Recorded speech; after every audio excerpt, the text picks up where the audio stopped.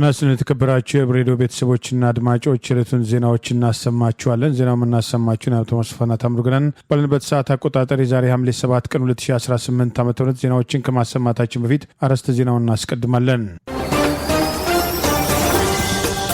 የጦር ወንጀሉና ያገዛዙ ስልጣን አስጠባቂ ወታደሮች የፋኖ የተጠናከረ ጥቃት፣ የቤት ገዢዎች ቅሬታ፣ የጠቅላይ ሚኒስትሩ የዘር ጥላቻ ቅስቀሳና የመግለጫ ምላሽ፣ የተፈናቃዮች ሮሮ፣ የይስሙላው ኮሚሽንና የሰብአዊ መብት ተሟጋቹ ጥሪ፣ የተንሰራፋው ሙስና፣ የሴና ጥቃት፣ አሜሪካና አየር ድብደባ የሚሉና ሌሎችም ወቅታዊ ዜናዎች ያሉን ዝርዝሩ እንሆ።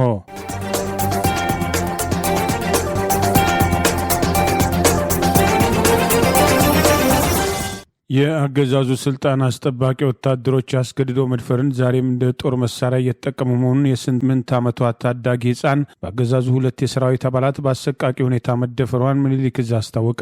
የአማራ ፋኖ ብሔራዊ ንቅናቄ አፋብን ወሎ ቤተ አማራ ምኒልክ ዕዝ ዛሬ ሐምሌ 7 ቀን 2018 ይፋ ባደረገው መረጃ የ8 ዓመቷ ታዳጊ ሕፃን በአብይ አገዛዝ ስልጣን አስጠባቂ 2 የሰራዊት አባላት በአሰቃቂ ሁኔታ መደፈሯን አስታውቋል። በሰሜን ወሎ አስተዳደር ዞን መቄት ወረዳ ፍላቂት ገራገር ከተማ አስተዳደር ልዩ ቦታው በሬው መስክ ሩፋኤል ተብሎ ከሚጠራው ቦታ ሕፃን ታዳጊዋ በ2 የአብይ አገዛዝ ስልጣን አስጠባቂ ሰራዊት አባላት በአሰቃቂ ሁኔታ መደፈሯን ጠቅሷል። የ8 ዓመቷ ጨቅላ ሕፃን ስትሆን ድርጊቱን ለመፈጸም ከምትጫወትበት በደረቅ ብስኩት በማታለል ምሽግ ቦታ ወስደው ከሰብአዊ ፍጡር ባፈነገጠ ዘግናኝ ድርጊት እየተፈራረቁ እንደደፈሯትና የአካባቢው ነዋሪዎች የድረሱልን ጥያቄ ቢያቀርቡም ማንም እንዳልደረሰላቸውና እንዳስፈራሯቸው ተናግረዋል። ድርጊቱን በትላንትናው ዕለት ሐምሌ 6 ቀን 2018 ከቀኑ 11 ሰዓት ላይ መፈጸሙን የጠቀሰው መረጃ ልጅቷን ለማትረፍ ወደ መቄት ወረዳ ፍላቂት ሸድሆ የመጀመሪያ ደረጃ ሆስፒታል ቶሎ ማድረስ ቢቻልም የተደረገባት አሰቃቂና ዘግናኝ ድርጊት ከወረዳው ሕክምና ተቋማትና ባለሙያዎች አቅም በላይ ነው በማለት ወደ ዞኑ ወልዲያ ሪፈራል ሆስፒታል በአምቡላንስ ተጭና መሄዷን አፋብን ምኒልክ ዕዝ 303ኛ ሳምነው ኮር ህዝብ ግንኙነት መምሪያ ማስታወቁን አፋብን ወሎ ቤተ አማራ ምኒልክ ዕዝ ሚዲያና ኮሚኒኬሽን መምሪያ ዛሬ ሐምሌ 7 ቀን 2018 ባወጣው በዚሁ መረጃ አስታውቋል። በአማራ ህዝብ ላይ ጦርነት ያወጀው አብይ አህመድ አገዛዝ ስልጣን አስጠባቂ ወታደሮች ህጻናትና ሴቶችን አረጋውያንን ጭምር አስገድዶ መድፈር ድርጊት በመፈጸም ከሚፈጽሙት ህገወጥ ግድያና ዘረፋ በተጨማሪ አስገድዶ መድፈርን በአማራ ህዝብ ላይ እንደ ጦር ወንጀል መጠቀማቸው ከዚህ ቀደም በተደጋጋሚ በሰብአዊ መብት ሪፖርት ጭምር መጋለጡ አይዘነጋም። ለሴቶች መብት እንሟገታለን፣ በህፃናት ላይ እንዲህ አይነት ድርጊት ሊፈጸም አይገባም በማለት ለወትሮው ድምፃቸውን የሚያሰሙ ወገኖች በጠቅላይ ሚኒስትር አብይ አህመድ ትዕዛዝ በአማራ ህዝብ ላይ የተሰማራው ስልጣን አስጠባቂ ሰራዊት እየፈጸመ ያለው እንዲህ አይነቱን ግፍ ለሴቶች መብት እንቆረቆራለን የሚሉ ሀገር ውስጥም ሆነ በውጭ የሚገኙ ለጉዳዩ ትኩረት ሰጥተው ድምፃቸውን ሊያሰሙ እንደሚገባ ጥሪ ቀርበዋል። በአዲስ አበባ ከተማ ለሚገኙ አዲስ የቤት ገዢዎች ወሳኝ የሆነም የገንዘብ ድጋፍ የሚያሰባስበው ድርጅትም ከ200 በላይ ገዢዎችም ክስም አቀረቡበት። በትላንትናው ዕለት በፌዴራሉ ከፍተኛ ፍርድ ቤት ልደታ ምድብ በቀረበም የ236 የቤት ገዢዎች አቤቱታ ኪ ሃውሲንግ ፋይናንስ ኤንድ ቡና ኢንሹራንስ የተባለው ድርጅት ተገቢውን ኃላፊነት ባለመወጣቱ ለዕዳ ዳርጎናል በማለት የ26.7 ሚሊዮን ብር ኮንትሪቢዩሽን ወይም አስተዋጽኦና የ26.7 ሚሊዮን ብር በአጠቃላይ የ53.4 ሚሊዮን ብር ካሳም አቤት ባዮቹም ጠይቀዋል። በሙሉጌታ በላይ የህግ ቢሮ የተወከሉት 236ቱ አቤት ባይ አዲስ የቤት ገዢዎች ባቀረቡት 7 የክስ አቤቱታዎች ቀደም ሲል የተደረሰውን የኮንትራት ኃላፊነትና ለቤት ግዢ ያወጡትን ገንዘባቸው በተገቢው መንገድ ላልታለመለት ኢላማ አልዋለም፣ ቃል ኪዳን ተጥሷል በማለትም ቅሬታቸውን አቅርበዋል።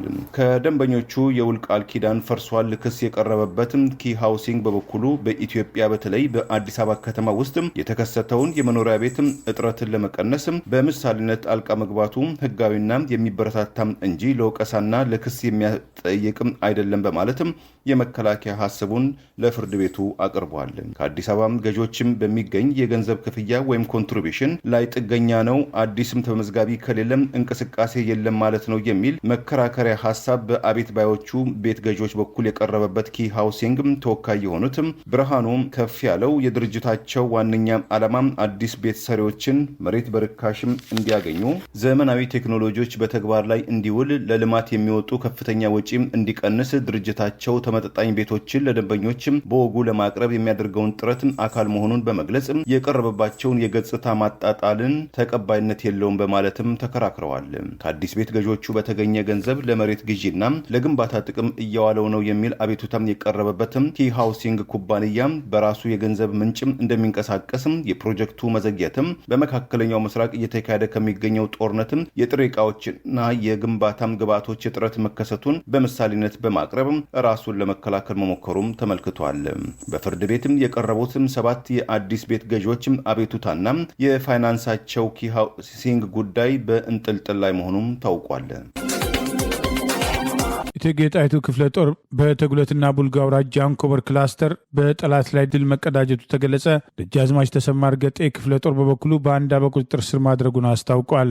የአማራ ፋኖ ብሔራዊ ንቅናቄ ሸዋ ጠቅላይ ግዛት አሳምነው ዛሬ ሐምሌ 7 ቀን 2018 ይፋ ባደረገው መረጃ በተጉለትና ቡልጋ አውራጃ አንኮበር ክላስተር እቴጌ ጣይቱ ክፍለ ጦር ከፍተኛ ድል ሲቀዳጅ፣ ደጃዝማች ተሰማ እርገጤ ክፍለ ጦር ባንዳን በቁጥጥር ስር አውለዋል ሲል ገልጿል። በተጉለትና ቡልጋ አውራጃ አንኮበር ክላስተር ልዩ ስማቸው ጥዳም ባና ሎዛ በተባሉ ቦታዎች ላይ አፋብን ሸዋ ጠቅላይ ግዛት አሳምነው የአርበኛ መሐመድ ቢሆነኝ ኮር ስር የሚንቀሳቀሰው የእቴጌ ጣይቱ ክፍለ ጦር 4ኛ ሻለቃ በጠላት ኃይል ላይ ድንገተኛ ጥቃት በመሰንዘር ድል መቀዳጀቷን አስታውቋል። በጠላት ላይ የተወሰደው እርምጃ ሌሊቱን ሙሉ ጠላትን በመክበብ ከንጋቱ 12 ሰዓት ላይ ውጊያ የተከፈተ ሲሆን እስከ ጠዋቱ 3 ሰዓት ድረስ በቀጠለ ውጊያ በሁለት አቅጣጫ ወደ ጠላት በመጠጋት የጠላትን ምሽጎች ሰብሮ በመግባት የተቻለ ሲሆን በዚህ ጥቃት ጠላት 4 ያገዛዙ ስልጣን አስጠባቂ ወታደሮች ሲደመሰሱ 8 መቁሰላቸውን ይኸው መረጃ አስታውቋል። ይህ በእንዲህ እንዳለበት ተመሳሳይ በዚሁ ቀጠና የደጃዝማች ተሰማ እርገጤ ክፍለ ጦር የስርዓቱን ቅጥረኛ የሆነውን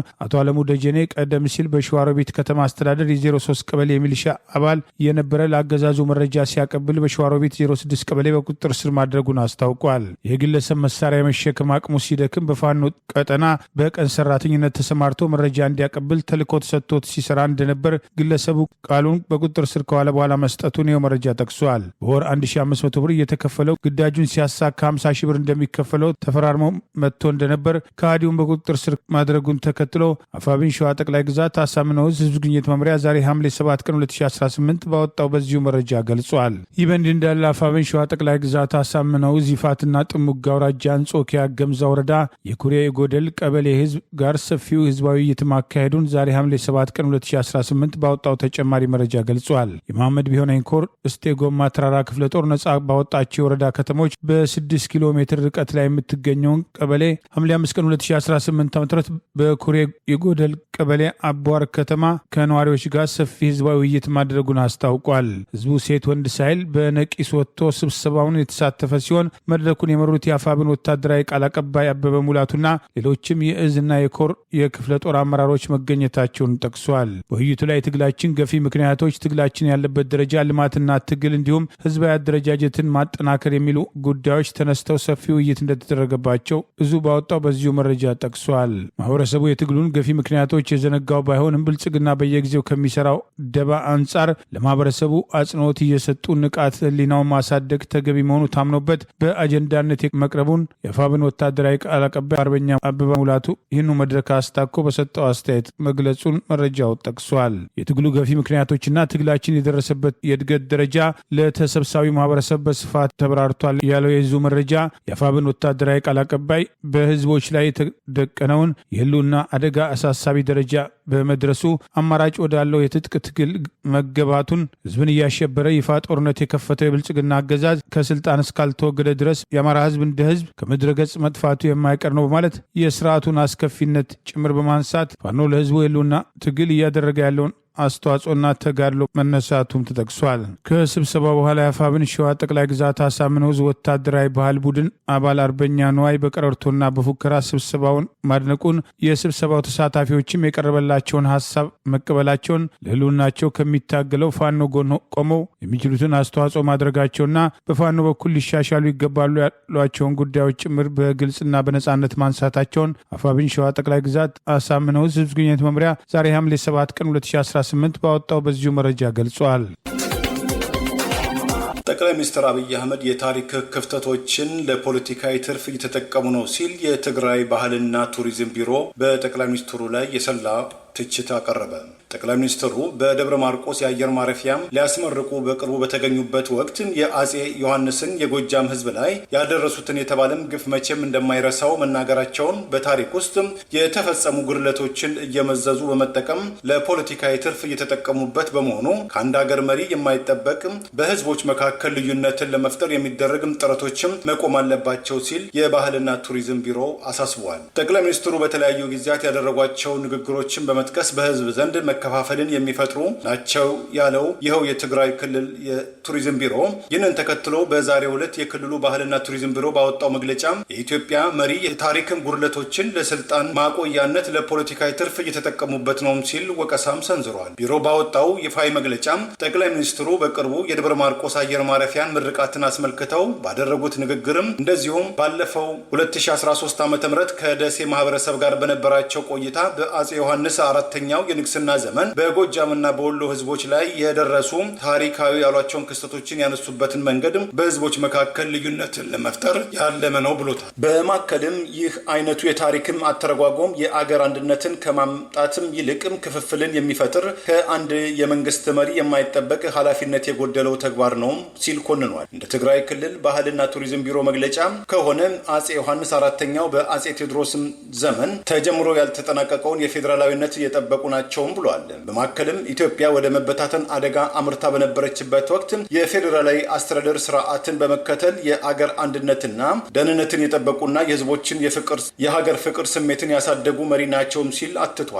ቢሮው ለዚህ ማረጋገጫ ነበረ ያለውን ንጉሠ ነገስቱ አማርኛን የቤተ መንግስት የስራ ቋንቋ ማድረጋቸውን ከውጭ ወራሪዎች ጋር በተደረጉ ፍልሚያዎችም የኢትዮጵያ ሉዓላዊነትን ለማስጠበቅም ሲሉ ህይወታቸውን እስከ መሰዋት የደረሱበትን ተጋድሎ በታሪክ ማስረጃነትም አታክሷል። ቢሮ ሀሳቡን ሲያጠቃልልም በአማራ እና በትግራይ ህዝቦች መካከል ያለውን ታሪካዊ ትስስር በሚከፋፍሉ ንግግሮች የሚላላም እንዳልሆነ የገለጸው ሲሆን የሁለቱ ክልሎች ህዝብም ለሰላም ለዲሞክራሲና ለልማት የሚያደርጉትን የጋራ ትግል አጠናክረው እንደሚቀጥሉ እምነቱን ገልጿል። ከኦሮሚያ ክልል በማንነታቸው ሳቢያ የተሰነዘረባቸውን ጥቃት ተከትለው ተፈናቅለው ባለፉት 6 ዓመታት በሰሜንና ደቡብ ወሎ ዞኖች የሚገኙት ከ60 ሺህ በላይ ተፈናቃዮች የእርዳታ መቋረጥን ተከትሎ የድረሱልን ጥሪ አቅርበዋል። በኦሮሚያ ክልል በማንነታቸው ሳቢያ የተሰነዘረባቸውን ጥቃት ተከትለው በጠቅላይ ሚኒስትር አብይ አህመድ አስተዳደር ባለፉት 6 ዓመታት የአገር ውስጥ ተፈናቃይ በሚል በአማራ ክልል ሰሜንና ደቡብ ወሎ ዞኖች ውስጥ የቆዩ ከ60 ሺህ በላይ ተፈናቃዮች የረድኤት ድርጅቶች ፕሮጀክቶቻቸውን ዘግተው በመውጣታቸው የመንግስት እርዳታ የተቆራረጠ በመሆኑ ለከፍተኛ የምግብ ዋስትና ስጋት መጋለጣቸውን የገለጹ ሲሆን የዞኑ አደጋ ስጋት አመራር ጽህፈት ቤቶች በበኩላቸው ተፈናቃዮች በዘላቂነት ለመደገፍ በምግብ ራስን መቻል መርሃ ግብርን ተግባራዊ እያደረግን ነው በማለት ማስተባበያ ሰጥተዋል። ከ6 ዓመት በላይ በኦሮሚያ ክልል በአማራ ብሔር ተወላጆች ላይ አነጣጥሮ የሚፈጸመውን ጭፍጨፋና ጥቃት ተከትሎ በህይወት ተርፈው ወደ አማራ ክልል ሰሜንና ደቡብ ወሎ ዞን በመጠለያ ጣቢያና ከማህበረሰቡ ጋር ተቀላቅለው የሚኖሩ ከ60 ሺህ በላይ ሀገር ውስጥ ተፈናቃዮች በተለይም ለዓመታት የመንግስት ረድኤት ተቋማት ድጋፍ ሲጠባበቁ የቆዩ ቢሆንም የረድኤት ተቋሞች ፕሮጀክቶቻቸውን እየዘጉ መውጣታቸው አስደንጋጭ እንደሆነባቸው የጃራ መጠለያ ጣቢያ ነዋሪ የሆኑት አቶ መሐመድ አሊን ጠቅሶ ዲደብሊው ዘግበዋል። ወርልድ ቪዥን ሲሰራ ነበር ወጥቷል። ሴቭ ዘ ችልድረንም የለም። አይኤስ ዲፖ የሚባል ነበር የለም። ሲኤችአር 360 ነበረ ሕክምና ላይ በደንብ ሲሰራ የነበረ እሱም ወጥቷል የለም። እረ ስንቱን ቆጥረን እናገራለን በማለት በጣም ብዙዎቹ የረድኤት ድርጅቶች እየጣሉ መውጣታቸውን ገልጸዋል። አሁን በጣም በከፍተኛ ሁኔታ ስጋት ላይ ወድቀናል በማለት ከሰኔ በኋላ ያሉ እርዳታዎች ሊቆም ነው። መንግስትም ከእንግዲህ በምግብ ራስን መቻል እያለ ነው። ምንም ተፈናቃይ የለም። የተፈናቃዩን ወደ የአካባቢው መልሻለሁ ያሉትን እዛው ባሉበት በራሴ መግባሉ የሚል ፕሮግራም ነው ያላቸው። እኛ ደግሞ ይሄ ትልቁ ስጋት ለእኛ ነው። እነዚህ የረድኤት ድርጅቶች የሚወጡ ከሆነ መንግስት ምን ያህል ይደግፍናል በማለት ስጋታቸውን ገልጸዋል።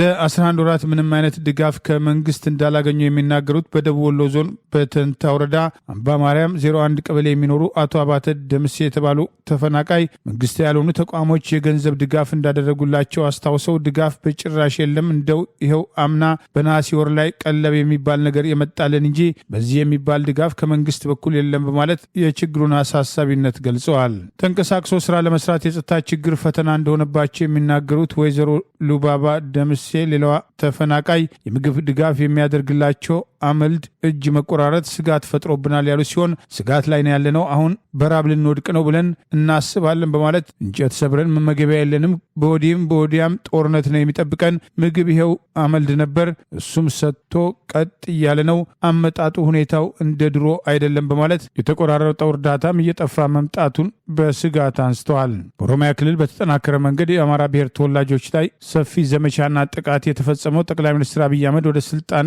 ከመጡ ጀምሮ ሲሆን በተለይም ባለፉት 6 ዓመታት በምስራቅ ወለጋ በጊዳ አያና የተለያዩ ወረዳዎችና በሌሎቹም የወለጋ አካባቢዎች የአማራ ብሔር ተወላጅና የኦርቶዶክስ እምነት ተከታዮች ላይ ተደጋጋሚ ጥቃት በሚፈጸምበት ወቅት ጥቃቱን በኦሮሚያ ልዩ ኃይል በሚሊሻ አልፎ አልፎ የሚያገዛዙ ስልጣን አስጠባቂ ጦር የሚሳተፉበት መሆናቸው በተደጋጋሚ የተጠቀሰ ሲሆን በተለይም መከላከያ አካባቢዎቹ ላይ ጥበቃ ያደርግ ከነበረበት አካባቢዎቹን እየጣለ መውጣቱን ተከትሎ በኦነግ ሸኔ ስም አገዛዙ ያደራጃቸው ኃይሎች በተደጋጋሚ ሰላማዊ ሰዎች ላይ ያነጣጠረ ጥቃት መፈጸም በርካቶችን በአሰቃቂ ሁኔታ መግደላቸው አይዘነጋም። በኦሮሚያ ክልል የሚፈጸሙ ማንነትና ብሔር ተኮር ጥቃቶች ጠቅላይ ሚኒስትሩ የሚያውቁት የክልሉ ፕሬዚዳንት ሽመልስ አብዲሳና የክልሉ ብልጽግና ጽህፈት ቤት ኃላፊ ፍቃዱ ተሰማ እቅድ አውጥተው የሚፈጸምና እነሱ ያደራጇቸው ህገወጥ ቡድን አባላት መሆናቸው በተደጋጋሚ በወቀሳ ሲነሳ ቆይተዋል። የሰላም ሚኒስትር ዴኤታ የነበሩት አቶ ታዬ ደንዳ የመሆነው ነገር አይታወቅም በማለት ጠቅላይ ሚኒስትሩ ቤተ መንግስት ድረስ ጠርተው ከአማራ ክልል ብልጽግና አመራር ቹቹ አለባቸው ጋር ለምን በስልክ አወራህ በሚል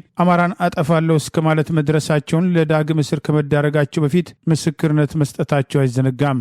ሁለተኛ እነገሌን ላጠፋ ነው አለ። በአካባቢው ፖለቲካ ምናምን ሲም ጠርቶ ምናልባትም ያው የሚሆነው ስለማይታወቅ አማራን ላጠፋ ነው አለ። ምስጢሩ ነው እንዳይቀር። ለምን አፉን አውጥቶ እንደዚህ አማራን ላጠፋ ነው ብሎ እንደዚህ ነገረ? አዎ እያፈረስኩ ነው አለ። እንዴ እኔ እኮ እየጠየቅኩ ያለሁት ኦሮሞ ህዝብ ነፃነት እንዲያገኝ፣ ፍትህ እንዲያገኝ፣ ከችግር እንዲወጣ እንጂ አማራ እንዲጠፋ እኔ ለዛ አልታገልኩም፣ አልፈልግም አልኩ። እንደዚህ አይነት ነገር አይደለም አልኩ። ጥያቄ ደነገጠ። ይሄን ሰሞኑን ጠቅላይ ሚኒስትሩ ደብረ ማርቆስ ላይ ትግራይና አማራ ህዝብን በጦርነት ለማቆየት የአፄ ዮሐንስን ታሪክ ለመጥቀስ የሞከሩ ቢሆንም በእሳቸው የስልጣን ዘመን በአማራ ላይ እየተፈጸመ ያለው ግፍ ዛሬም ድረስ ተጠናክሮ መቀጠሉን የአማራ ህዝብ ራሱን ለመከላከል ሲሞክር ከህወሓት ጋር ግንባር ፈጠሩ የሚል አዲስ ክሳቸውን አጠናክረው መቀጠላቸው ሰሞኑን በወቀሳ ሲነሳ እንደነበር አይዘነጋም።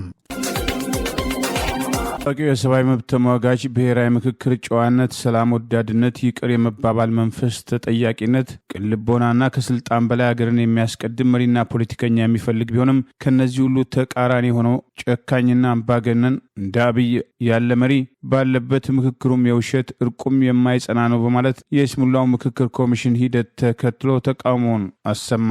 የቀድሞ ኢትዮጵያ ሰብአዊ መብቶች ተሟጋች ስብስብ ዋና ዳይሬክተር የይስሙላውን ብሔራዊ ምክክር አስታኮ ዛሬ ሐምሌ 7 ቀን 2018 ዓ.ም የምክክሩ አጠቃላይ ጉባኤ በነገው ዕለት ይጀምራል በተባለበት ዋዜማ በብሔራዊ ምክክር ጨዋነትን፣ ሰላም ወዳድነትን፣ ይቅር የመባባል መንፈስን፣ ተጠያቂነትን፣ ቅን ልቦናና ከስልጣን በላይ ሀገርን የሚያስቀድም መሪና ፖለቲከኞችን እንደሚፈልግ ገልጾ ከነዚህ ውስጥ አንዱም የሌለው ጨካኝ አምባገነን የሆነው አብይ አህመድ ባለበት ምክክሩም የውሸት እርቁም የማይጸና ይሆናል በማለት የቀድሞ የኢትዮጵያ ሰብአዊ መብት ተሟጋቾች ስብስብ ዋና ዳይሬክተር የመብት ተሟጋቹ ያሬድ ኃይለማርያም ተቃውሞውን ገለጸ።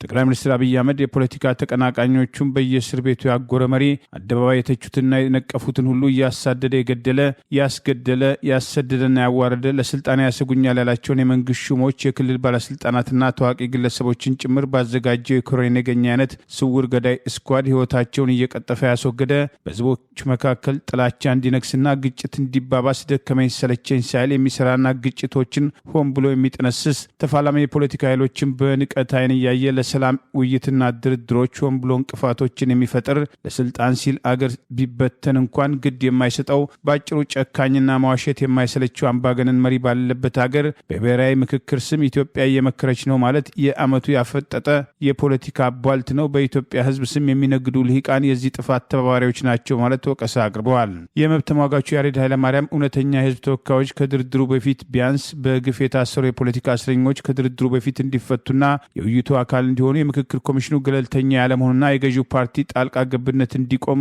በመጠየቅ ከሂደቱ ራሳቸውን ያገለሉ የፖለቲካ ፓርቲዎች ጥያቄያቸውን እንዲመለስና በሂደቱ እንዲሳተፉ፣ በትጥቅ ትግል ውስጥ ያሉ ኃይሎች ወደ ተኩስ አቁም ስምምነት መጥተው የሂደቱ ተሳታፊ እንዲሆኑ ከውሸትና ከአንገት በላይ ግብዣ ባለፈ እውነተኛ ጥሪ እንዲደረግ መጠየቅ ይገባቸው ነበር ሲል ወቅሷል። ይህ ባልሆነበት የብልጽግና ደጋፊ አባልና ብልጽግና ቢያንስ ባለመቃወም የሚታወቁ ሰዎችን በህዝብ ስም ሰብስቦ ብሔራዊ ምክክር ማድረግ በኢትዮጵያና በህዝቧ ላይ መቀለድ፣ ህዝብን መናቅና መዶለት እንጂ አገሪቱን ለማዳን የሚደረግ ምክክር ሊሆን አይችልም። የዚህን ግፍ አገዛዝ ዕድሜ ለማራዘም የሚተጉ ተቋማትና ልሂቃን በትውልድም በታሪክም መጠየቃቸው አይቀርም በማለት የይስሙላ ምክክር ኮሚሽን አመራሮችን ጨምሮ በየደረጃው ሌሎችም ተጠያቂ ሊሆኑ እንደሚችሉ አስተያየቱን አስፍረዋል። ይህ በእንዲህ እንዳለ የይስሙላ ምክክር ሂደቱን ተከትሎ በስር ላይ ከሚገኙት የህሊናና የፖለቲካ እስረኞች መካከል መምህርት፣ ጋዜጠኛና ጸሐፊ መስከረም አበራ ከ4 ዓመት በፊት በችኮላ የተቋቋመውን በአብይ አህመድ ጫማ ስር የሚንቀሳቀሰውን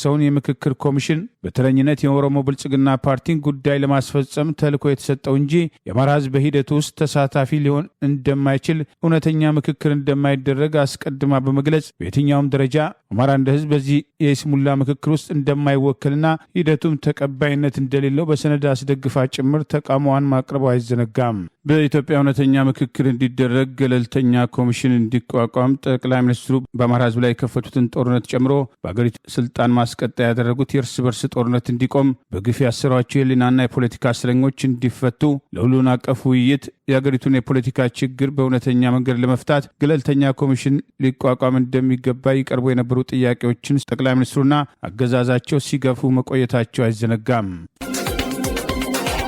ከኢትዮጵያ ብሔራዊ ምርጫ ቦርድ ህጋዊ ሰውነቱ የተነሳው በህዝባዊ ወያኔ ሓርነት ትግራይ ህወሓትም ዳግም የተቋቋመው የትግራይ ክልላዊ መንግስትም እየተካሄደ ያለውን አገር አቀፍ የምክክር ሂደት ውድቅ ማድረጉን አስታወቀ። ተቀባይነት የሌለው ሲል በገለጸው የውይይት መድረኩ ላይ የክልሉ መንግስትም ሆነ የትግራይ ህዝብም አልተወከለም ሲል ህወሓትም ተቃውሞን አሰምቷል። የትግራይ ኮሚኒኬሽን ጉዳዮች ቢሮ ባወጣው መግለጫ መድረኩ የትግራይ ህዝብም የሚጋፈጣቸውን ያላቸውን መሰረታዊ ጥያቄዎች መመለስ አልቻለም በሚል አስተዳደሩ በሀገራዊ የምክክር ሂደቱ ላይ እንደማይሳተፍም ያስታወቀ ሲሆን ቢሮው በጠቅላይ ሚኒስትር አብይ አህመድ የሚመራው የፌዴራል መንግስቱ የፕሪቶሪያውን የሰላም ስምምነትን ቁልፍ ድንጋጌዎችን ተግባራዊ አላደረገም ሲልም ከሷል። እንደ ፈረንጆቹ አቆጣጠር በህዳር 2022 የዛሬ 4 ዓመት የተኩስ አቁም ስምምነቱ ቢፈረምም ትግራይ አሁንም ከባድ ሰብአዊ፣ ፖለቲካዊና የደህንነት ተግዳሮቶችም እያጋጠሟት ይገኛልም ብሏል።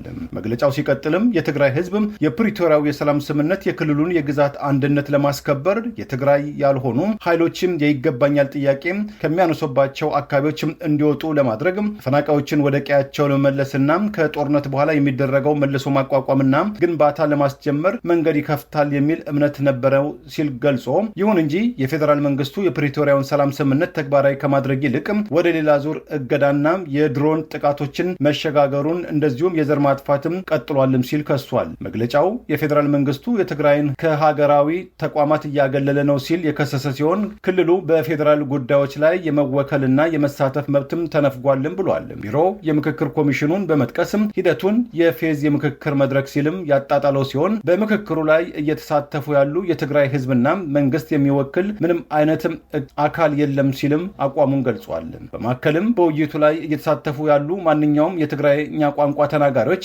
የትግራይን ህዝብ ወይም መንግስትን ወክለው ሳይሆን እንደ ብልጽግና ፓርቲ አባላት ወይም ደጋፊዎች ብቻ እየተሳተፉ ናቸውም ሲል ገልጿል።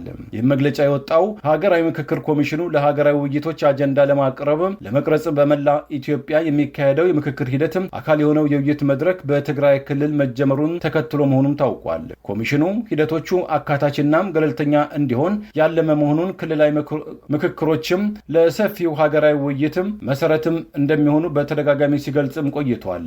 ይሁን እንጂ ሂደቱ ከተለያዩ የፖለቲካ ፓርቲዎችና የታጠቁ ቡድኖች ትችት እየቀረበበት ሲሆን አንዳንዶቹ የተአማንነት ጥያቄም ሲያነሱ፣ ሌሎች ደግሞ በሂደቱ ላይ ላለመሳተፍ መወሰናቸውም ይታወቃል። የኢትዮጵያ ብሔራዊ ምክክር ኮሚሽን የተመሰረተበትም ጊዜ ጀምሮ በሂደቱ አካታችነት፣ ቅቡልነትና በቁልፍ የፖለቲካ ተዋናዮች ተሳትፎ ዙሪያ በተደጋጋሚ ትችቶች ሲሰነዘሩበት መቆየቱ አይዘነጋም። የአገሪቱ ሀብት በሙስና መመዝበሩ ቀጥሏል። ከአንድ አነስተኛ የመስኖ ፕሮጀክት ብቻ ከ3.6 በላይ ቢሊዮን ብር መባከኑን፣ የ132 ሚሊዮን ብር ቅንጡ ተሽከርካሪ መገዛቱን፣ ከስምምነት ውጭ መፈጸሙን የፌዴራል ዋና ኦዲተር ገለጸ። በጠቅላይ ሚኒስትር አብይ አህመድ አገዛዝ አገሪቱ ከፍተኛ የሰላም ችግር ውስጥ መውደቋን ተከትሎ የሙስናው ጉዳይ ትኩረት አልተሰጠውም እንጂ ሙስናው ከጊዜ ወደ ጊዜ አገሪቱን እያዳከመ ይገኛል የሚሉ ተጨማሪ ወቀሳዎች እየቀረቡ ባለበት በዚህ ወቅት ከአንድ መስኖ ፕሮጀክት ከ3.6 ቢሊዮን ብር በላይ መባከኑን፣ የ132 ሚሊዮን ብር ቅንጡ ተሽከርካሪ መገዛቱን የፌዴራል ኦዲተር ገለጸ። የፌዴራል ኦዲተር መስሪያ ቤት እንደ አውሮፓውያን አቆጣጠር ከ2018 እስከ 2025 በመስኖና ቆላማ አካባቢ ሚኒስቴር ስር በተከናወኑ የወልወልና የጨልጨል የመስኖ ፕሮጀክቶች ላይ ባካሄደው የክዋኔ ኦዲት ከ3.6 ቢሊዮን ብር በላይ የሚደርስ ህገወጥ የዋጋ ማስተካከያና ተጨማሪ ወጪ፣ ከባድ የውል ጥሰቶች፣ ደካማ ክትትልና ከፍተኛ የህዝብ ገንዘብ ብክነት መኖሩን አስታውቋል። የኦዲት ሪፖርቱ እንደሚያሳየው በሁለቱም ፕሮጀክቶች ውስጥ የዋጋ ማስተካከያ እንደማይፈቀድ የውል ድንጋጌ ቢኖርም በተደጋጋሚ የውል ማሻሻያና ያልተገቡ የስራ ለውጦች ትዕዛዞች መፈጸማቸውን ጠቅሷል። በአንዳንድ የግንባታ ክፍሎች በጀቱ እስከ 168 በመቶ በላይ ድረስ ሲጨምር የአማካሪ ውሎችም እስከ 276 በመቶ በላይ ከፍ መደረጉን፣ የፕሮጀክቱ ስራ የቅድመ ግንባታ አዋጭነት ጥናት አለመደረግ፣ ደካማ ኢንጂነሪንግ ዲዛይን፣ ውጤታማ ያልሆነ ክትትል፣ የአስተዳደር ውሳኔ ችግርና የተቋራጭና የአማካሪዎች የአቅም ውስንነት ምክንያት ከ38 ወራት በላይ መዘግየቱን፣ ይሁን እንጂ ሚኒስቴሩ በውሉ መሰረት መጣል የነበረበትን የመዘግየት ቅጣት በተቋራጮች ላይ አለመተግበሩም ተገልጿል።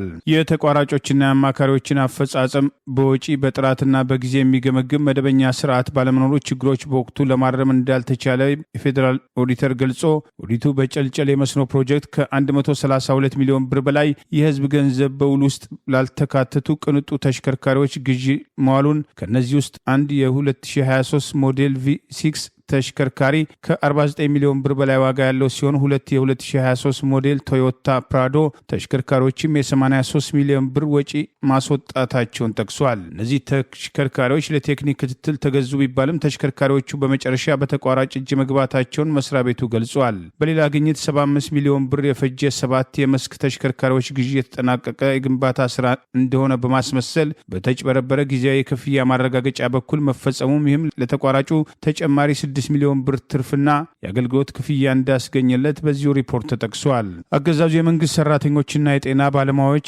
ደሞዝ አልተከፈለንም በማለት በተለያዩ የአገሪቱ አካባቢዎች በተለይም በደቡብ ክልል ቅሬታቸውን እያቀረቡ ባለበት መምህራን ደሞዝ ስላልተከፈላቸው ተማሪዎችን አንፈትንም እስከ ማለት የደረሱበትና በኦሮሚያ ክልል በባሌ የጎባ ሆስፒታል የጤና ባለሙያዎች ደሞዝ ስላልተከፈላቸው ስራ ማቆም አድማ ያደረጉበት፣ የጤና ባለሙያዎች የትርፍ ሰዓት ክፍያ አልተከፈለንም በማለት ዛሬ ቅሬታ ያቀርቡ ቢሆንም የአገሪቱ ሀብት በጦርነት በልጅ ልጅ ፕሮጀክትና በሙስና በከፍተኛ ደረጃ እየባከነ መሆኑን የፌዴራል ኦዲተር መስሪያ ቤት በአነስተኛ የመስኖ ፕሮጀክቶች ላይ ከ3.6 ቢሊዮን ብር በላይ የተዘረፈበትን ብክነት በሚል የተገለጸው ሙስና በስርዓቱ ውስጥ ሙስና በከፋ ደረጃ ያሳያል የሚሉ አስተያየቶችም ተከትለው ቀርበዋል። ጠቅላይ ሚኒስትሩ የፓርላማ መጨረሻ ስብሰባ በተባለበት ባለፈው ሳምንት በፓርላማ ተገኝተው ባደረጉት ንግግር የተጓተቱ ፕሮጀክቶች ተጠያቂዎቹ እኛ አይደለንም፣ ቀደም ሲል የተጀመረበት ሁኔታ ነው በሚል ለመከላከል የሞከሩ ቢሆንም የጎንደር የውሃ ችግርን ይፈታል የተባለው የመገጭ መስኖ ፕሮጀክት ከተጀመረ 20 ዓመት ያለፈው ቢሆንም ዛሬም ድረስ ችግሩ ተፈቶ ፕሮጀክቱ አለመጠናቀቁ ህዝብ ቅሬታ ባቀረበ ቁጥር ጠቅላይ ሚኒስትሩ ጉዳዩን በልዩ መንገድ እየተከታተሉ ለማስፈጸም ተዘጋጅተዋል የሚል ቅስቀሳ ሲደረግበት የነበረ ቢሆንም በአማራ ሕዝብ ላይ ጦርነት የከፈቱት ጠቅላይ ሚኒስትር የህዝብን መሰረታዊ ችግር የሚፈቱ ፕሮጀክቶችን ለማካሄድ ፍላጎት እንደሌላቸው በተደጋጋሚ ስማቸው በወቀሳ ሲነሳ መቆየቱ አይዘነጋም። ለምን ብልጽግና ፓርቲን አልመረጣችሁም በሚል በቁጫና በዘይሴ ብሔረሰቦች ላይ የተቀናጀ የመንግስት የጸጥታ ኃይሎች ጥቃት እየተካሄደ መሆኑን የቁጫ ህዝብ ዴሞክራሲያዊ ፓርቲ በአስቸኳይ መግለጫ አስታወቀ። በደቡብ ኢትዮጵያ ክልል በቁጫና በዘይሴ ብሔረሰቦች ላይ በምርጫ ምክንያት ብልጽግናን አልመረጣችሁም በሚል የተቀናጀ የመንግስት ጸጥታ ኃይሎች ጥቃት፣ የጅምላ እስራት፣ ግድያና መጠነ ሰፊ መፈናቀል እየተፈጸመ መሆኑን ትላንት ምሽት በታጣቂዎች አማካኝነት ስልታዊ ጥቃትና እስራቱ መቀጠሉን ጠቅሶ የቁጫ ህዝብ ዴሞክራሲያዊ ፓርቲ ቁሁዴፓ አስቸኳይ መግለጫ አውጥተዋል። በዚሁ መግለጫ በአባላቱና በደጋፊዎቹ ላይ የደረሰ ያለው ሰቅጣጭ ድብደባን ያወገዘው ፓርቲው በተመሳሳይ በዘይሴ ወረዳዎች ትናንትናና ዛሬ የመንግስት ጸጥታ ኃይሎች በፈጸሙት ጥቃት ቤቶችን ማቃጠላቸውን፣ በሺ የሚቆጠሩ ነዋሪዎች መፈናቀላቸውን ገልጾ የቁጫ ህዝብ ዴሞክራሲያዊ ፓርቲ በቁጫ ምርጫ ክልል በፓርቲው አባላት ደጋፊዎችና በንጹሐን ዜጎች ላይ በመንግስት አመራሮችና በጸጥታ አካላት እየተፈጸመ ያለው ህገወጥ እስር፣ የአካል ድብደባ፣ የማሰቃየት ድርጊት፣ የህክምና አገልግሎት መከልከልና ማስፈራራት በጽኑ አወግዛለሁ ብለዋል። በቁጫ ወረዳ ሲቆሌ ቀበሌና በአካባቢው በርካታ የፓርቲው አባላትና ደጋፊዎች ላይ መንግስት አመራሮችና የጸጥታ አካላት እጅግ ጭካኔ በተሞላበት ሁኔታ ጥቃት እየፈጸሙ እንደሚገኙም ጠቅሷል። የጥቃት ሰለባ የሆኑት ዜጎች በጥያቄ የቀረበባቸው በሰባተኛው ሀገራዊ ምርጫ ለምን ለቁጫ ህዝብ ዴሞክራሲያዊ ፓርቲ ድምፅ ሰጣችሁ? በምርጫው ማጭበርበር ጉዳይ ለአጣሪ ቡድን ለምን መሰከራችሁ? በሀገራዊ ምክክር የቁጫ ህዝብ ዴሞክራሲያዊ ፓርቲ ተሳትፎ ለቁጫ ህዝብ ድል ያመጣል ብላችሁ ለምን ደስታ ገለጻችሁ? የሚሉ መሆናቸውን ፓርቲው ባወጣው በዚሁ መግለጫ ገልጿል። ዜጎች ያለ ፍርድ ቤት ትዕዛዝ ለብዙ ቀናት ታስረው እንደሚገኙ፣ በየሌሊቱ ከቁጫ ወረዳና ከጋሞ ዞን በተመደቡ መደበኛ ፖሊሶች የከፋ የአካል ድብደባ፣ የገንዘብ ቅጣትና የማሰቃያ ድርጊት እየተፈጸመባቸው ይገኛል ብለዋል። ፓርቲው አክሎም እንዳሳሰበው ይህ ድርጊት የሀገራዊ ምክክሩ ሊቆምባቸው ከሚገቡት የሰብአዊ ክብርና የህግ የበላይነት መሰረቶች ጋር በቀጥታ ይጋጫል። ይህ ጥቃት በአስቸኳይ የማይቆም ከሆነ የቁጫ ህዝብ ዴሞክራሲያዊ ፓርቲ በሀገራዊ ምክክሩ ላይ ያለውን ተሳትፎ ጨምሮ ተገቢ የፖለቲካ ውሳኔዎች ለመውሰድ ይገደዳል ሲል በዚሁ መግለጫ ጠቅሷል። በዚሁ በጋሞ ዞን መዋቅር አመራሮችና በደቡብ ኢትዮጵያ ክልል ርዕሰ መስተዳድር በአቶ ጥላሁን ከበደ በሚመራ የጸጥታ መዋቅር ስም የተደራጁ የክልሉ የማያውቀው ኢመደበኛ የታጠቁ ኃይሎች በዘይሴ ህዝብ ላይ ያነጣጠረ መጠነ ሰፊ ጥቃት እያደረሱ መሆኑን ከስፍራ ያወጣው ተጨማሪ መረጃ ይገልጻል። ጥቃቱ የተሰነዘረው የዘይሴ ህዝብ በሰባተኛው ሀገራዊ ምርጫ ገዢውን ብልጽግና ፓርቲ ለሁለተኛ ጊዜ አልመረጠም በሚል ጭፍን ጥላቻ እየተካሄደ ሲሆን ከምርጫው ማግስት ጀምሮ በንጹሐን የዘይሴ ብሔረሰብ ተወላጆች ላይ እየተፈጸመ ባለው ብሔር ተኮር ጥቃት ሳቢያ እስካሁን ድረስ ከ30 በላይ ሰላማዊ ሰዎች በግፍ መገደላቸውን ከአካባቢ የወጣው ሪፖርት ይገልጻል። በዚህ መደበኛ የታጠቁ ኃይሎች በተፈጸመ የቤትና ንብረት ማውደም ተግባር በመቶ ሺህ የሚቆጠሩ ነዋሪዎች መኖሪያ ቤቶች ሙሉ በሙሉ በእሳት ወደ አመድነት የተቀየሩ ሲሆን በዚህ ምክንያት በርካታ አካባቢ ተወላጆች ለከፍተኛ መፈናቀል ተዳርገው በጫካ በገደላ ገደሎችና በአጎራባች አካባቢዎች ተሰደው ተፈናቅለው እንደሚገኙ ተገልጿል። ትላንት ሐምሌ 6 ቀን 2018 እና ዛሬ ሐምሌ 7 ቀን 2018 በዘይሴ ወዘቃ ቀበሌ ልዩ ስሙ ሐውዣ በዘይሴና በዱራ ቀጠናዎች ንዑስ ቀበሌዎች በክልሉ የጸጥታ ኃይሎች በርካታ የነዋሪዎች ቤቶች በሰዓት እንዲወድሙ መደረጋቸውን፣ ይህኑ ተከትሎ ትላንትናና ዛሬ በወሰዱት ጥቃት የዘይሴ ነዋሪዎች ከቀያቸው ተፈናቅለው ለተጨማሪ ስደት መዳረጋቸው ተገልጿል። የዘይሴ ህዝብ ጥያቄ በወረዳ በማንነታችን እንታወቅ የሚል ሲሆን በሁለቱም ምርጫዎች ብልጽግናን ሳይሆን ኢዜማን መርጣቸዋል ያሉት የገዢ ብልጽግና ፓርቲ አመራሮችና የጸጥታ ሰዎች በህዝብ ላይ እየፈጸሙት ያለው ጭፍጨፋ አዲስ አበባና በተለያዩ ቦታዎች ለተለጣፊው ኢዜማ ራሳቸው ፈቅደው ወንበር እስከ መልቀቅ መድረሳቸውን በማስታወስ በዘይሴ ብሔር ላይ እየተፈጸመ ያለው የዘር ማጥፋት እርምጃ ዓለም አቀፍ መገናኛ ብዙሃን፣ የሰብአዊ መብት ተሟጋቾች፣ ጉዳዩን የሚመለከታቸው ወገኖች በልዩ ትኩረት እንዲያዩት ዛሬም ጥሪ እየቀረበ ይገኛል። የአሜሪካ መከላከያ ተቋም ከሶማሊያ ፌዴራላዊ መንግስት ጋር በመሆን በአልሸባብ ታጣቂ ቡድን ላይ የአየር ጥቃት መፈጸሙን አስታወቀ። የአሜሪካ የአፍሪካ ኮማንድ ጥምረት በእንግሊዝኛው ምህጻረ ቃል አፍሪኮም እንደገለጸው በትላንትናው ዕለትም ሰኞ ዕለትም ከመቃደሾ 190 ኪሎ ሜትር ደቡባዊ ምዕራብ አቅጣጫ በሚገኘው የታችኛው ሸበሌ አካባቢ በሚንቀሳቀሰው የአልሸባብ ታጣቂ ቡድን ላይ የአየር ጥቃት መፈጸሙን አፍሪኮም አስታውቋል። በአፍሪኮም በዚህ መግለጫው አልሸባብ ለአሜሪካም ኃይሎች በውጭ አገራት ለሚገኙ ዜጎቻችን ስጋት እንዳይሆን የሚደረገው የማዳከም እርምጃም ተጠናክሮ ይቀጥላልም ብሏል። አፍሪኮም ጣምራም ጦሩ በአልሸባብ ታጣቂዎች ላይ ያደረሰው ሰብአዊናም ቁሳዊ ኪሳራም በዝርዝር አልገለጸም። የአሜሪካ መከላከያ ተቋም ባለፈው አንድ ወር ውስጥ በሶማሊያው አልሸባብ ታጣቂ ቡድን ላይ ለአምስተኛ ጊዜ የአየር ጥቃት ማካሄዱን ከመቃደሾ የወጡ መረጃዎችም ጠቁመዋል።